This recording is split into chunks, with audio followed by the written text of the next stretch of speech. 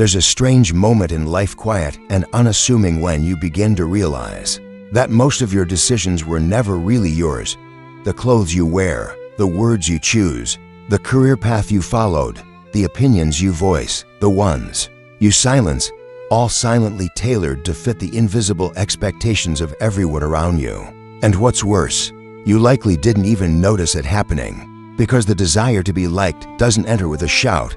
It slips in through the cracks, through a teacher's disapproval, a parent's subtle sigh, a friend's glance of judgment, a social media comment that echoes in your mind far longer than it should. Over time, you begin to trade your authenticity for acceptance. Bit by bit, piece by piece. This is the illusion of pleasing everyone, the deeply ingrained psychological instinct that turns self-expression into performance. A performance where the audience is everyone, and the real you is hiding behind the curtain. Why do we do this? Because at a primal level, approval equals safety. From the earliest days of human evolution, belonging to a group meant survival. To be cast out was to be alone, and alone meant vulnerable. Our brains evolved not just to understand social cues, but to internalize them, to anticipate them, to adapt before we're even aware we're doing it. It's not just habit, it's hardware. Psychologists call it social conformity bias, the idea that, given a choice between being right and being accepted, most people unconsciously choose acceptance. We smile when we disagree. We nod when we're unsure. We post what we think others will applaud, because the risk of disapproval activates something ancient in us, something tribal, something fearful. But in modern society, this instinct is no longer just a survival mechanism. It's a vulnerability, a lever that can be pulled, a button that can be pressed. Governments, corporations, media, these aren't just institutions of influence. They are masters of emotional manipulation, because they understand the equation. If you control what people fear being rejected for, you control how they behave. Think of propaganda not as persuasion, but as social engineering. Not this is what's true, but this is what will get you accepted. And with that, the illusion deepens. You begin to confuse what you believe with what you think you should believe. You become agreeable, palatable, marketable, but not yourself. And somewhere beneath all the nodding and smiling and performing, a quiet tension grows. The kind that keeps you awake at night, that whispers, "This isn't you," that nudges you toward discomfort when the applause feels hollow, that subtle ache in your chest when your laughter feels rehearsed. This tension is not weakness, it is a signal that perhaps you've spent too long living someone else's version of you. And once you see the illusion, you can't unsee it. What if the person you're trying to be accepted by doesn't even exist? What if the crowd you're performing for is just a mirror of your own fears? And what if the price of pleasing everyone is the loss of the only person who matters, you? This illusion isn't harmless. It's not some minor quirk of personality. It's a prison. And the bars are built from the very thing we crave most, connection. But to understand how we got trapped, we must understand the one thing we fear more than anything else: rejection. And that's where our story truly begins. Rejection isn't just painful, it's primal. The sting you feel when you're left out, unheard, dismissed, or shunned. It's not just emotional.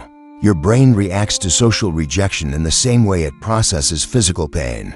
To your nervous system, being excluded isn't metaphorically dangerous. It's a threat, a warning siren from an evolutionary past where rejection wasn't just unpleasant, it was fatal.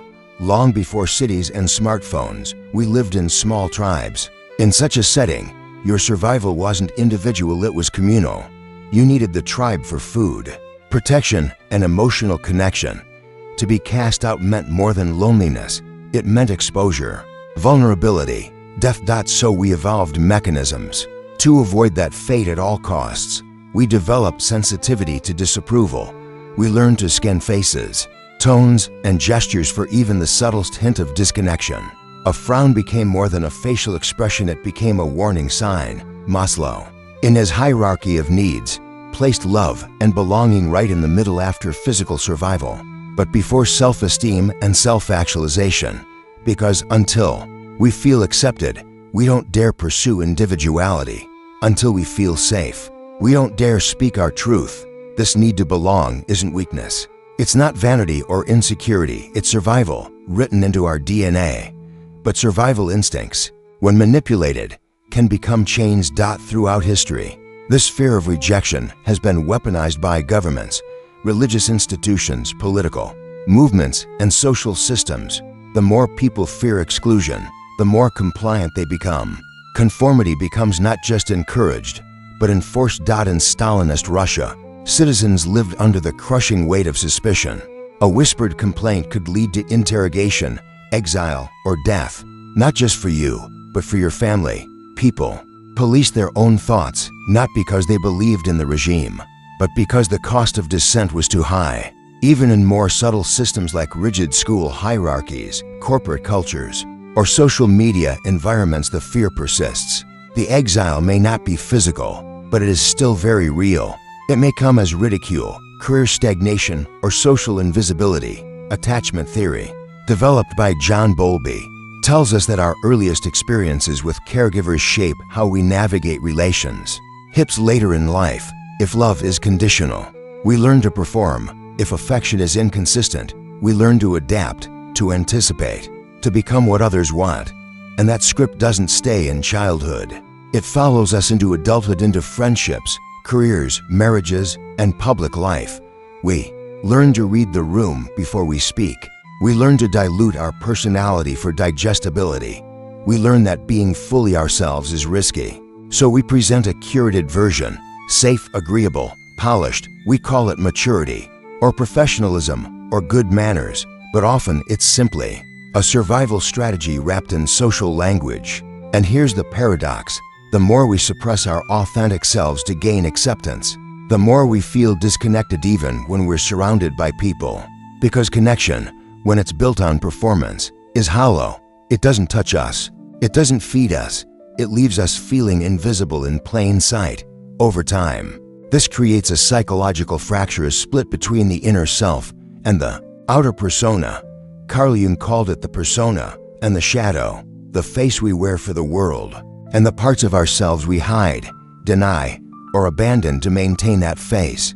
The cost of pleasing everyone is that we lose intimacy with ourselves. We begin to distrust our own desires. We second-guess our instincts. We look to others for guidance in decisions that only we can make. And slowly, we drift away from who we are, until one day we don't even recognize the person in the mirror. And society is built to reward this drift. When you follow the script, you are praised, promoted, celebrated. When you deviate, you are questioned, mocked, marginalized. The rules are rarely written, but they are deeply understood.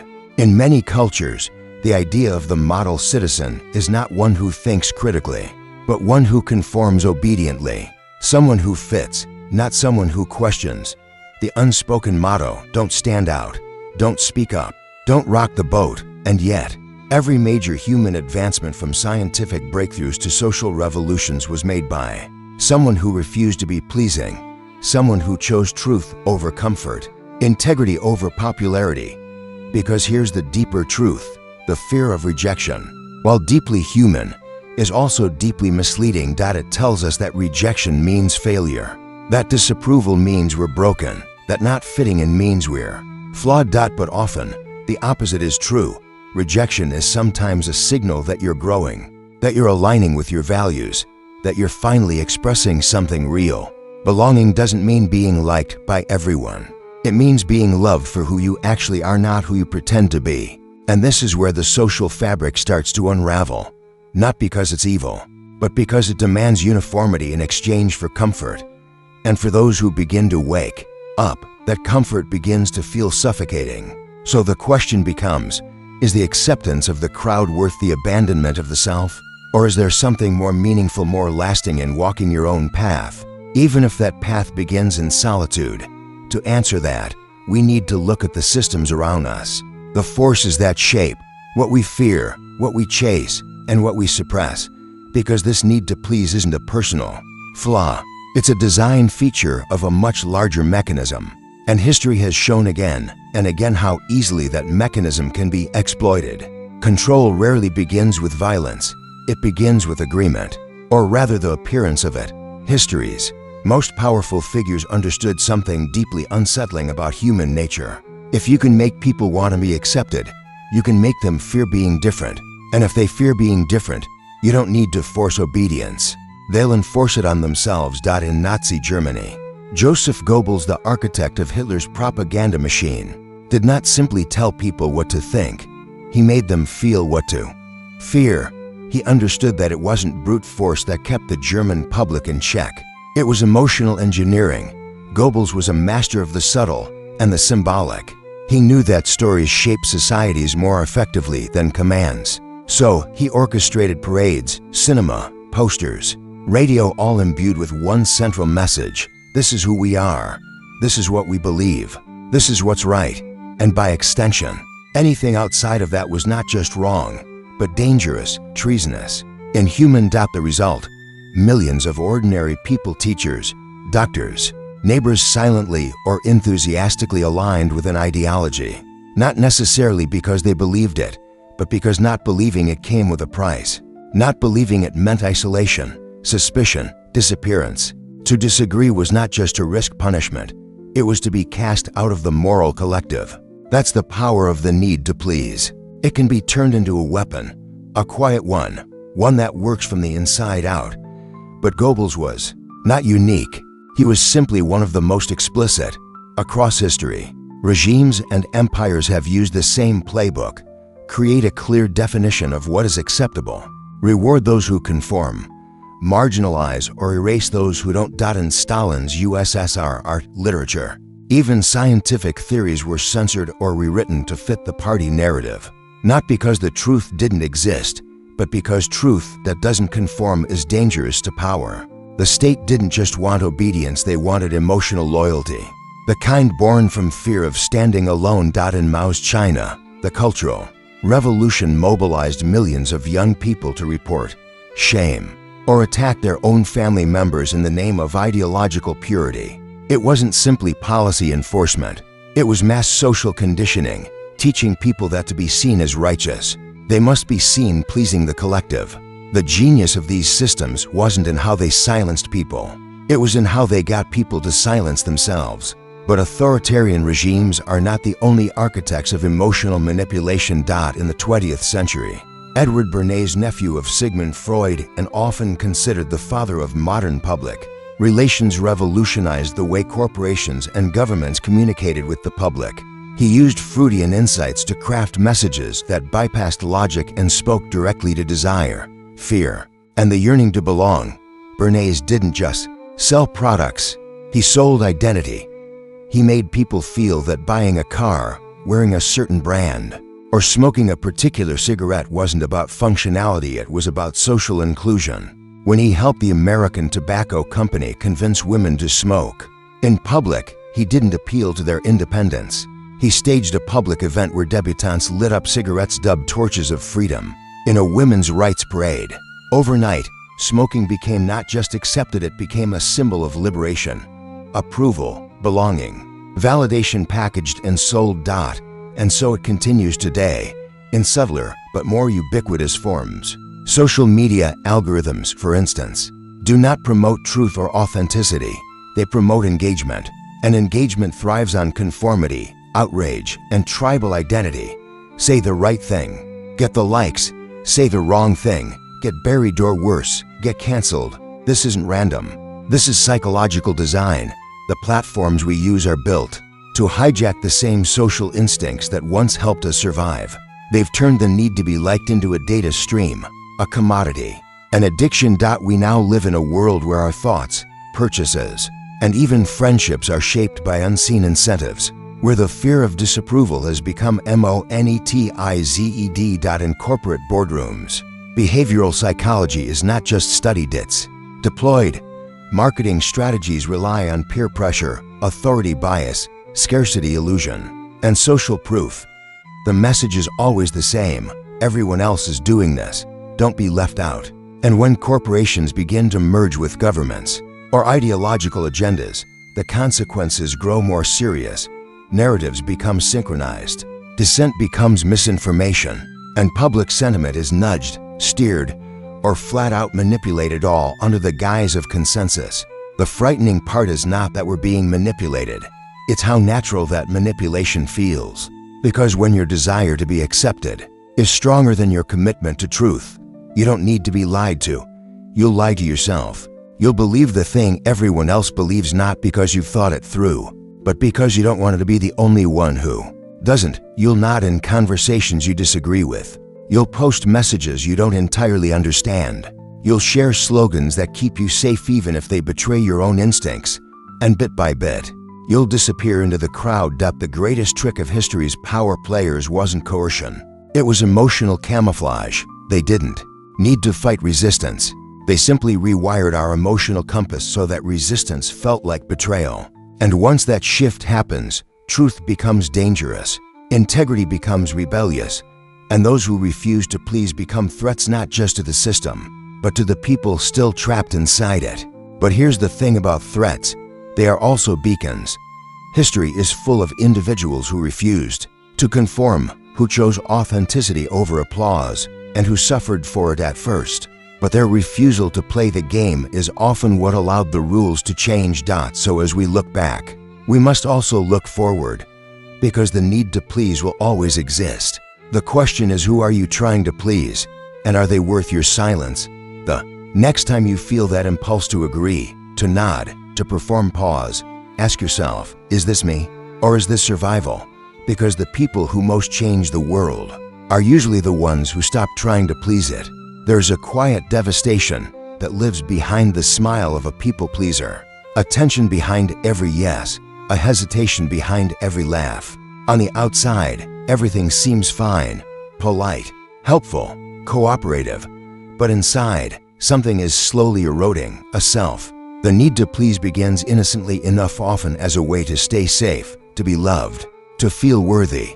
But over time, it becomes a habit, then a strategy, then an identity. And by the time we realize the cost, the debt has already accumulated, and it's being paid in parts of ourselves we can't get back. Psychology has a term for this fragmentation: the false self, coined by British psychoanalyst Donald Winnicott. The false self is a kind of mask we wear to gain acceptance. It's composed of learned behaviors, edited opinions, and agreeable emotions, all designed to protect us from rejection. It's not a lie, exactly. It's more subtle than that. It's when we say what we think others want to hear, not because we're manipulative, but because we've internalized the idea that our real thoughts might be unacceptable. It's when we become who the world rewards, and in doing so, abandon who we actually are. And at first, it works. The false self is often praised. It makes us likable, dependable, successful. But there's a catch. It comes at the cost of authenticity. And authenticity isn't just a buzzword. It's the foundation of mental and emotional health. When we constantly suppress our needs, defer our opinions, and edit our desires to fit the mold of others' expectations, we create a growing dissonance between who we are and who we appear to be. That dissonance isn't just uncomfortable, it's destabilizing. Cognitive dissonance theory, developed by psychologist Leon Festinger, describes the mental discomfort that arises when our actions contradict our beliefs or values. People pleasers live in this state almost constantly. They agree to things they don't believe in, commit to things they resent, smile when they want to scream. And with each small betrayal of the self, a fracture deepens. Over time, this psychological tension manifests as anxiety, depression, burnout, not because the world is cruel, but because we've been cruel to ourselves in the name of staying agreeable. Consider the case of Emma, a high-achieving professional in her 30s. On paper, she had everything: a great job, loyal friends, a picture-perfect relationship. But every night, she felt hollow. Every morning, she woke with dread. Her life was a performance she had mastered so well, even she forgot it wasn't real. Emma had spent her entire life saying yes. Yes to the career her parents approved of. Yes to the friends who needed her to be the funny one. Yes to the relationship where she felt seen only when she was accommodating. Her needs, her voice, her dreams, she buried them so deeply that she no longer knew what they were. It took a full-blown breakdown, insomnia, panic attacks, numbness to force her to confront the truth. She had built her entire identity around who she thought she needed to be. not who she was. Emma's story is not rare. In fact, it's frighteningly common when your worth is tied to being agreeable. You can never say no without guilt. You can never set a boundary without feeling selfish. You can never take up space without fearing you're taking it from someone else. And slowly, this erodes your relationship with yourself. You stop trusting your gut. You question your instincts. You lose clarity about what you even want, because your desires have been drowned out by the noise of external expectations. The irony is that people pleasers are often seen as emotionally intelligent. They're praised for being empathetic, selfless, reliable. But true emotional intelligence requires a balance of self-awareness and social awareness. People pleasers are hyper-aware of others but often tragically unaware of themselves. This imbalance doesn't just harm the individual, it poisons relationships too.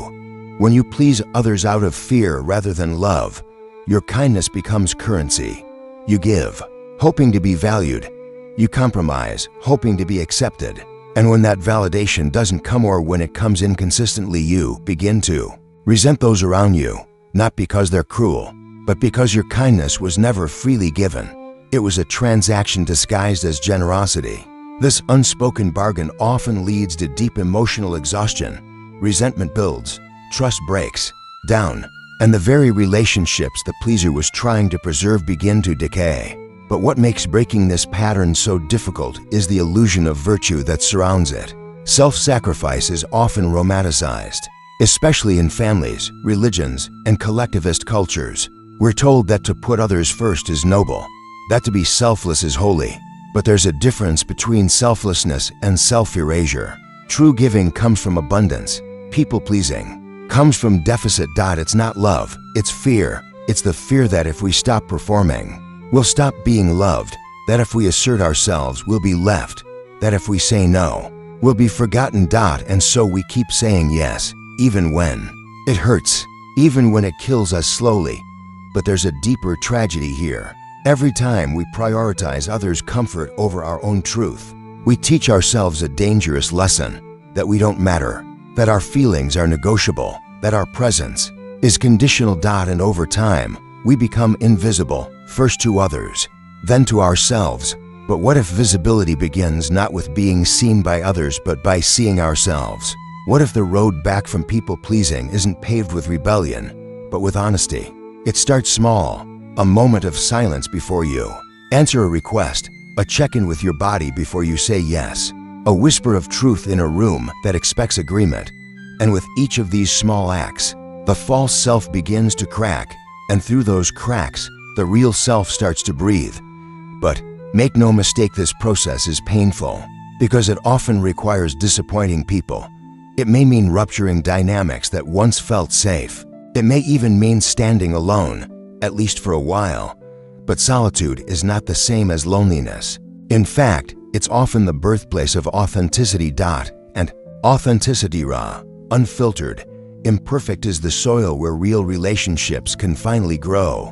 Relationships not built on performance, but on presence. Not on pleasing, but on being. So ask yourself, who are you without the pleasing, without the approval, without the constant negotiation of your worth? The answer may scare you. It may liberate you. It may do both at once, but it will be yours. Because life doesn't begin when everyone is happy with you. It begins the moment you stop abandoning yourself to keep them comfortable. And in that moment, terrifying and exhilarating, you finally come home to the only person who's been waiting all along, you. There is a word so small, so simple, that it can dismantle empires built on conformity. No, it doesn't roar. It doesn't rage. It doesn't need to, because in a world addicted to approval, the quiet refusal to comply is one of the most radical acts a person can commit. Saying no isn't just about boundaries, it's about truth. It's about choosing reality over illusion, self-respect over performance, authenticity over applause, and in doing so, reclaiming what we often lose in our pursuit of acceptance, our freedom. Jean-Paul Sartre, the French existentialist philosopher, called it bad faith, the denial of one's own freedom in favor of playing roles assigned by society. To live in bad faith is to convince yourself that you are not free, because freedom terrifies. It demands responsibility. It requires choices that may disappoint others. So many of us pretend. We adopt masks. We become the good son, the perfect employee, the agreeable partner. And in that performance, we abandon the truth of who we are. But the moment we say no to a role, a rule, a script, we reclaim our power. We stop acting. We start being. This refusal doesn't need to be dramatic. It can be as small as saying no to a dinner you don't want to attend, as quiet as not laughing at a joke you don't find funny, as firm as not nodding when you disagree. And yet, these small acts accumulate. They chip away at the false self. They make space for the real one to emerge. History remembers those who dared to say no. When Rosa Parks refused to give up her seat on a Montgomery bus, it wasn't just defiance, it was a declaration of humanity. Her no became a spark that ignited a civil rights movement. When Galileo said no to the church's geocentric view of the universe, he wasn't just challenging dogma. He was affirming reason, curiosity, and the courage to stand alone in truth. Even in the world of art and culture, revolutions have been born from refusal. Think of Frida Kahlo, who said no to the expectations of femininity, beauty, and silence. Or James Baldwin, who said no to the sanitization of black identity in America. Their art was a rebellion. Their existence, uncompromised, was an act of resistance. These figures didn't seek conflict for its own sake. They simply refused to betray themselves, and in that refusal, they changed the world. But it's not only the famous who carry this power. It belongs to everyone. To the quiet woman who says no to a toxic marriage. To the student who refuses to follow a path chosen by their parents. To the man who says no to the pressure of being strong and dares to be vulnerable instead. Each no is a statement. I choose myself. I choose truth. I choose freedom. Of course, this isn't easy. Saying no often means disappointing others. It might mean losing approval, status, or even relationships. But the cost of never saying no is far greater. The slow erosion of the self. In a society that rewards conformity, saying no can feel dangerous. That's because it threatens the system. Systems, whether they are families, corporations, or cultures, thrive on predictability. Your refusal introduces chaos. It breaks the rhythm. It forces others to confront their own performance. But chaos is where growth begins.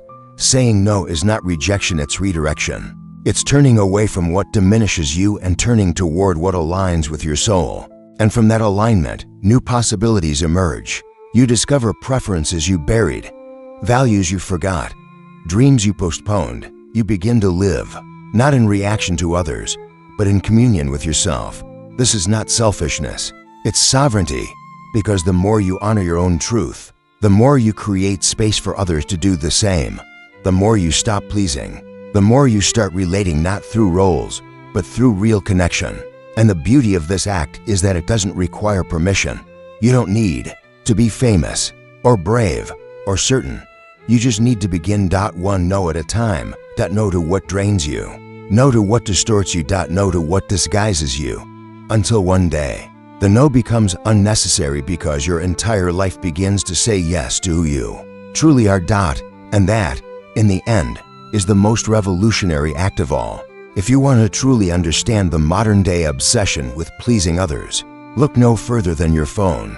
The digital age, with its infinite scroll of content, endless notifications, and dopamine-driven cycles, has created the perfect storm for people-pleasing behavior. Social media is not merely a tool for communication, it has evolved into a psychological machine that amplifies our most primal need, validation. In the world of likes, shares, and comments, every post becomes a currency.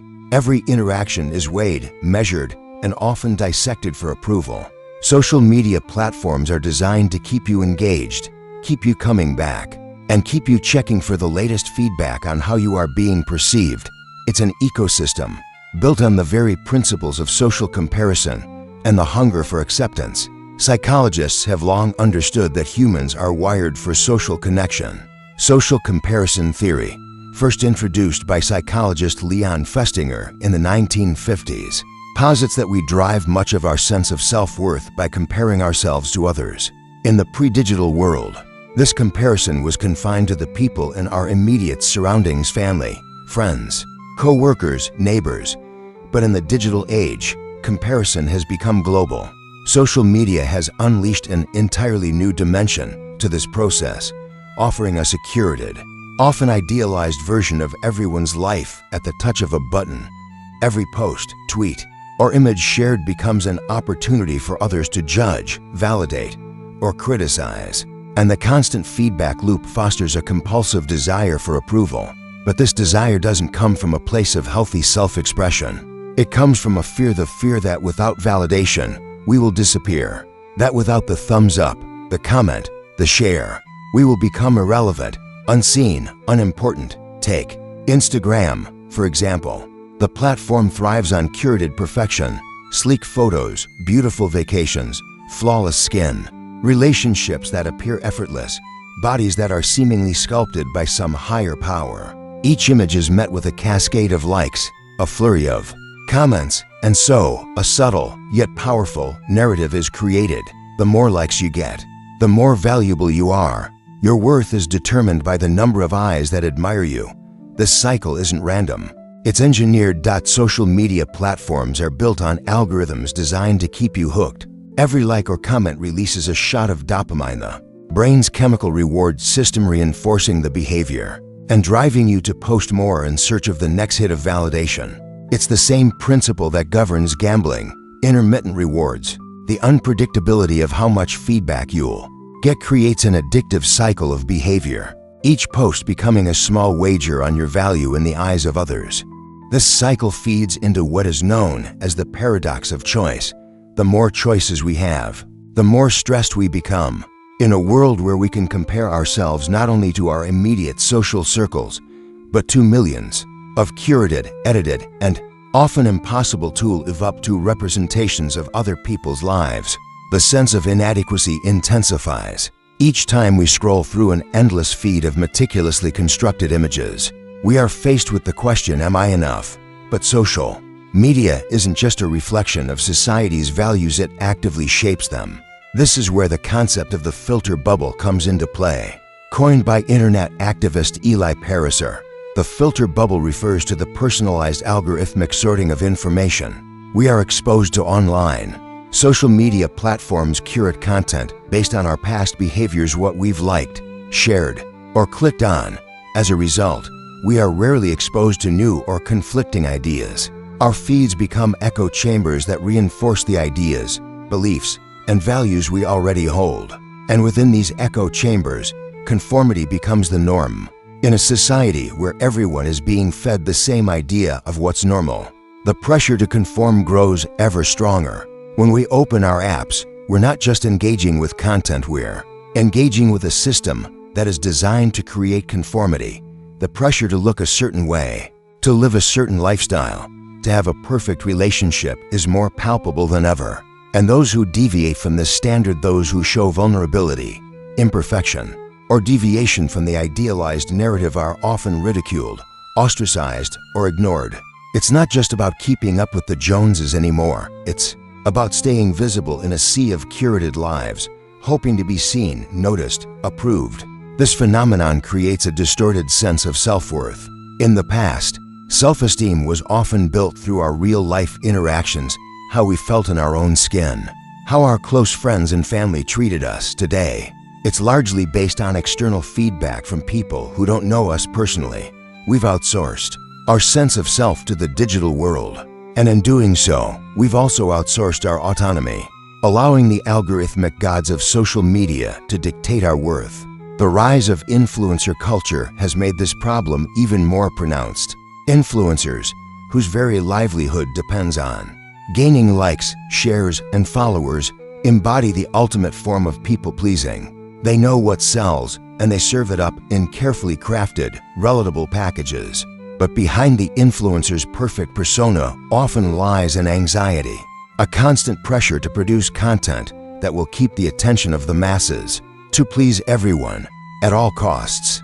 Take a step back, and it's clear, social media is not merely a passive space for sharing. It is a business built on the commodification of human attention and validation.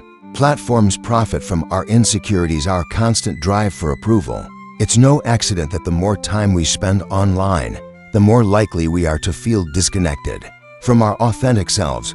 But as destructive as this cycle may be, there is hope. The awareness of this pattern is the first step toward breaking free. The more we understand how social media exploits our need for approval, the more we can begin to distance ourselves from it. We can start to ask ourselves, why am I posting this? Is it because I genuinely want to share something meaningful, or because I crave the validation that comes with it? Is my self-worth really tied to the number of likes I get? We can also choose to step out of the filter bubble and seek out a broader range of ideas and perspectives. Social media, for all its faults, can also be a tool for self-liberation if we use it mindfully. It can be a space where we break free from the confines of conformity and embrace authentic self-expression, not the kind that seeks validation, but the kind that seeks connection. As we step away from the addictive cycle of social media validation, we start to reclaim our own sense of self-worth. We stop measuring ourselves against others and begin to measure our value by the depth of our connections, the authenticity of our relationships, and the integrity with which we live our lives. In the end, the fight against people-pleasing in the digital age is not just about saying no to the validation-seeking cycle. It's about saying yes to something far more important, the unfiltered truth of who we are, and the courage to stand by it no matter how many likes or shares we get. There's a myth that pervades modern society, one so ingrained in our collective consciousness that we hardly question it anymore: the myth of perfection. It promises that if we can just get everything right, if we can meet the impossible standards set by media, social expectations, or even our own inner critic, then we will be worthy, accepted, and loved. But like all myths, it is a lie that feeds on our insecurities, drives us to exhaustion, and ultimately robs us of our true selves. Perfection is a mirage. It doesn't exist, yet we are relentlessly driven to pursue it, to mold ourselves into an idealized version of what we think we should be. The desire to meet these fabricated standards of beauty, success, intelligence, and happiness is what fuels much of the people-pleasing behavior we've explored. We're not just trying to meet our own expectations, we're trying to meet the world's expectations. But in this pursuit, we lose something essential: our authenticity. Carl Jung, the Swiss psychiatrist, famously spoke of the shadow self, those parts of ourselves that we hide, deny, or suppress because they don't fit the image we wish to present to the world. These are the imperfections, flaws, and vulnerabilities that we often deem unworthy or undesirable. And yet, Jung argued that our shadow is not something to be feared, but something to embrace, because it is through accepting our shadow that we can become whole. In our culture, we are taught to hide our shadows. We are told that vulnerability is weakness, that flaws are failures, and that imperfection is something to be ashamed of. We see this in the constant parade of perfect lives on social media, in the polished images of celebrities, in the curated narratives of success and happiness that fill our feeds. These idealized versions of life are presented as the goal, but the cost of this pursuit is immense. The more we strive for perfection, the further we move from who we truly are. The obsession with perfection is also deeply psychological. Research into self-esteem and self-worth shows that the more we tie our value to external markers, how we look, how much we earn, how others perceive us, the more fragile our sense of self becomes. Perfectionism is often a defense mechanism. It is a way of trying to control the uncontrollable, to create a sense of order in a chaotic world. But as perfection becomes the goal, every mistake, every flaw becomes magnified, leading to self-criticism, anxiety, and ultimately burnout. But what if we let go of perfection? What if we allowed ourselves to be imperfect? The freedom that comes from embracing imperfection is profound. It is a release from the endless cycle of striving and failing. It is the courage to stand in the world as we are, flawed, vulnerable, and most importantly, real. When we embrace our imperfections, we reconnect with the deepest parts of ourselves. We stop hiding behind the mask of the perfect person we think others want us to be, and instead, we begin to live in alignment with who we truly are. This doesn't mean resigning ourselves to mediocrity. It means acknowledging our flaws without letting them define us. It means accepting that we are a work in progress, always growing, always evolving. This acceptance is not only liberating, it is also empowering. It gives us the strength to stop people-pleasing, to stop trying to live up to an ideal that isn't ours to begin with. We no longer need to bend ourselves into impossible shapes to fit the mold of societal expectations. Instead, we can begin to shape our lives according to our own values, desires, and truths. Think about the people in history or in your own life who have truly impacted you. Chances are, it wasn't their perfection that made them memorable, it was their authenticity. The artist who dared to show vulnerability in their work, the leader who took risks and made mistakes, the friend who was honest about their struggles and imperfections. These are the people who resonate with us because they don't hide their flaws. They show us that it's okay to be imperfect, that it's okay to fail, and that true strength lies in owning who we are, flaws and all. This doesn't mean that we should stop striving for improvement. Growth is essential to the human experience, but growth doesn't mean perfection. It means learning to embrace the messiness of life, the contradictions, the failures, and the triumphs. It means finding freedom in the knowledge that we are enough, just as we are. Embracing imperfection also means recognizing that our worth is not dependent on how others perceive us. In a world that constantly pressures us to measure up, the greatest act of defiance is to stop measuring ourselves at all. When we free ourselves from the need for constant approval, we reclaim our autonomy. We stop looking for external validation, and instead, we cultivate a deeper sense of self-worth that is grounded in our own truth. By rejecting the myth of perfection, we open ourselves up to the full spectrum of human experience. We begin to see beauty in the brokenness, wisdom in the flaws, and strength in the vulnerability. In a world that tries to tell us who to be, embracing imperfection is an act of radical self-love and a declaration of freedom. It is the courage to be authentically human. And perhaps, in doing so, we can change the narrative not just for ourselves, but for future generations. We can create a world where imperfection is not only accepted but celebrated, where authenticity is valued above image, where people-pleasing gives way to true connection, and where we all learn the power of saying, "I am enough, just as I am." It is time to release the myth of perfection, and in its place, we can embrace the freedom of imperfection, the true path to personal growth, fulfillment, and liberation. The journey from conformity to individuality is not an easy one.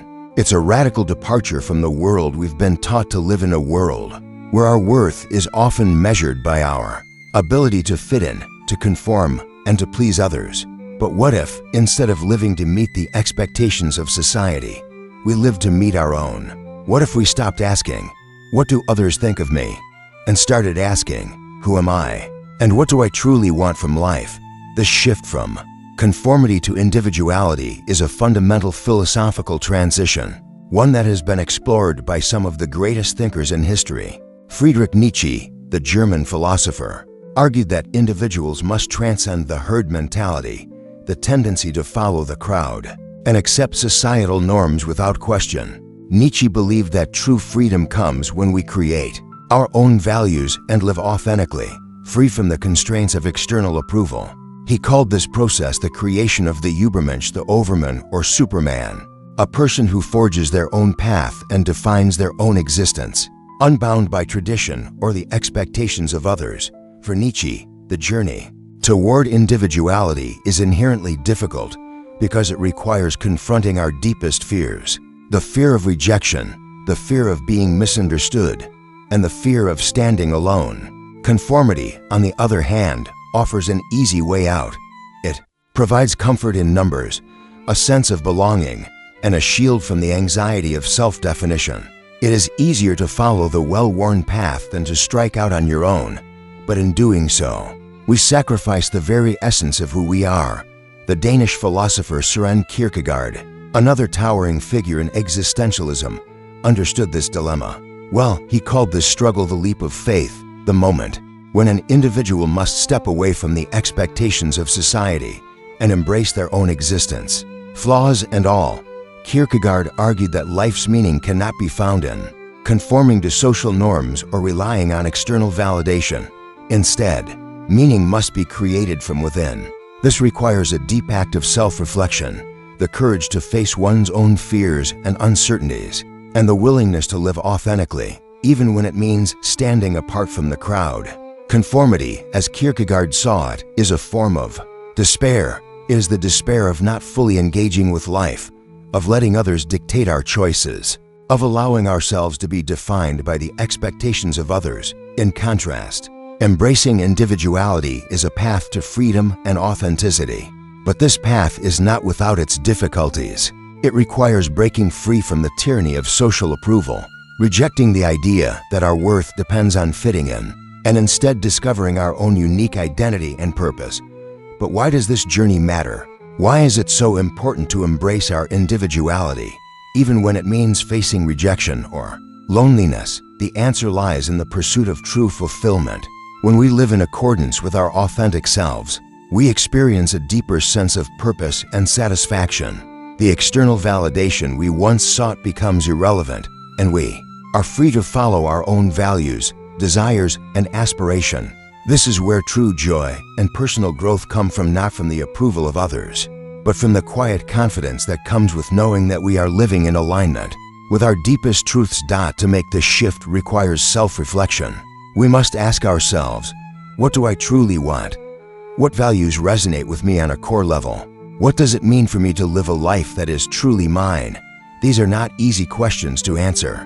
They require us to peel back the layers of social conditioning, the roles we've been forced to play, and the voices of authority that have shaped our thoughts and behaviors. But the process of answering these questions is liberating. It is the process of discovering who we are beneath the surface, the process of becoming who we were always meant to be. Authenticity, then, is not just a philosophical ideal. It is a practical necessity for living a fulfilling life. When we embrace our individuality, we stop chasing after the hollow promises of conformity. We no longer waste our energy trying to please others, seeking validation from external sources, or living up to unrealistic standards. Instead, we focus our energy on what truly matters to us, on creating our own meaning, forging our own path, and living in accordance with our personal values. Of course, this is not to say that living authentically is without its challenges. The pressure to conform is ever present. The fear of rejection, of being misunderstood, or of standing out in a world that prizes conformity can be overwhelming.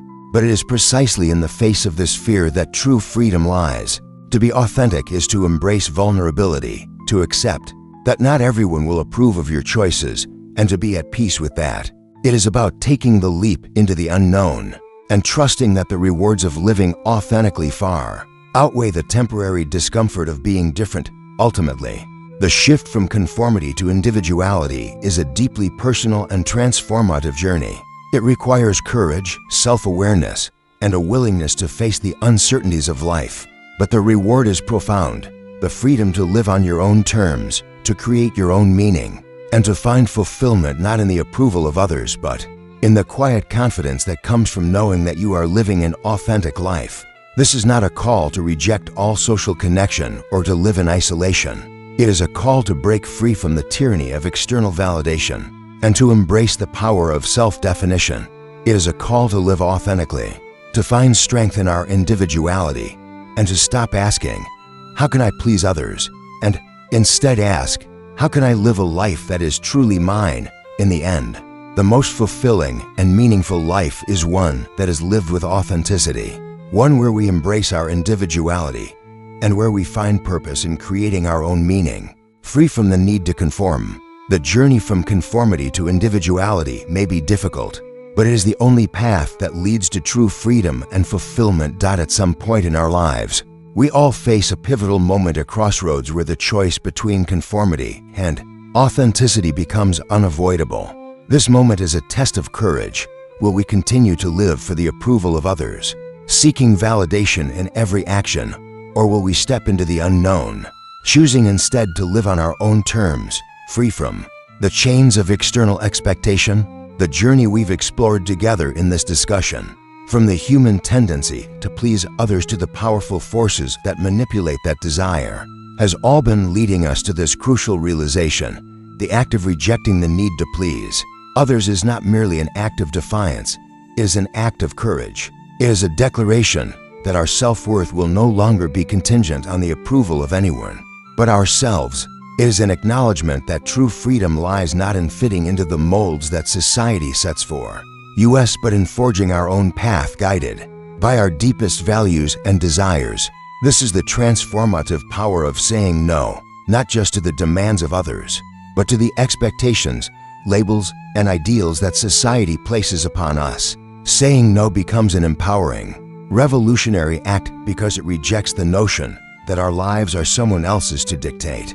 It reclaims ownership of our time, our identity, and our choices. It says, I am not a reflection of others' desires, but of my own. It is important to remember that the courage to say no does not mean withdrawing from the world or rejecting all relationships. It means standing firmly in the truth of who we are, regardless of how others may respond. It is a call to stop performing, to stop pretending, and to start living authentically, even if it means risking disapproval, rejection, or being misunderstood. In a world that constantly pressures us to conform, to fit in, and to be liked, this act of authenticity is revolutionary. To live on your own terms is to embrace your uniqueness, to celebrate your individuality, and to trust that who you are, at your core, is enough. The myth that we must constantly strive to be what others want us to be crumbles when we realize that our true worth comes from within. No amount of external validation, be it from friends, family, or social media, can substitute the deep, lasting fulfillment that comes from being aligned with our own truth. But there is a cost to this freedom, and it is important to acknowledge it. The journey to self-actualization is not without its challenges. It requires the courage to face discomfort, to confront uncertainty, and to let go of the security of fitting in. It may mean losing some people along the way, those who are invested in the version of you that conforms to their expectations. Yet, in that loss, there is also an opportunity, the opportunity to attract those who truly resonate with your authentic self, who value you for who you are, not for what you can do for them. As we let go of the need to please others, we make space for deeper, more genuine connections. We begin to form relationships that are built on mutual respect, shared values, and authentic understanding. These are the relationships that bring true fulfillment, not those born out of obligation or the need for validation. The road to self-actualization, to living life on your own terms, is a path that requires both patience and resilience. It is a lifelong journey that will demand self-reflection, growth, and the willingness to step outside of comfort zones. But it is also a path that promises profound rewards, freedom, peace, and the deep satisfaction that comes from living in alignment with who you truly are. As you take your first steps toward rejecting the compulsion to please others, understand that the courage to live authentically does not come from a place of arrogance or defiance. It comes from a place of deep self-respect. It is the quiet confidence of someone who knows that their worth is not determined by the opinions of others, but by the strength of their character and the clarity of their purpose. So, I leave you with this: true freedom comes from within. It is not something to be given to you by others. It is something to be claimed, nurtured, and defended. The path to living on your own terms is a path of self-discovery, of unlearning the patterns of people-pleasing and conformity that have been ingrained in us for so long. It is a path of embracing the messy, imperfect, and uniquely beautiful truth of who you are. Take the leap, reject the fear of rejection, the anxiety of needing to fit in, and the constant pressure to conform. Embrace your imperfections, your flaws, and your authentic self. Choose to live for yourself, not for anyone else's approval. The moment you do, you will find a freedom and fulfillment that cannot be found in the endless pursuit of external validation. Remember, you were never meant to be a mere reflection of others' desires. You were meant to be the author of your own story.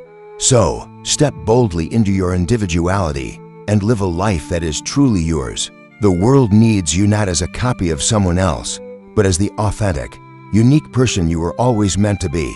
The courage to live on your own terms is the key to unlocking a life of genuine fulfillment, and that courage starts with you.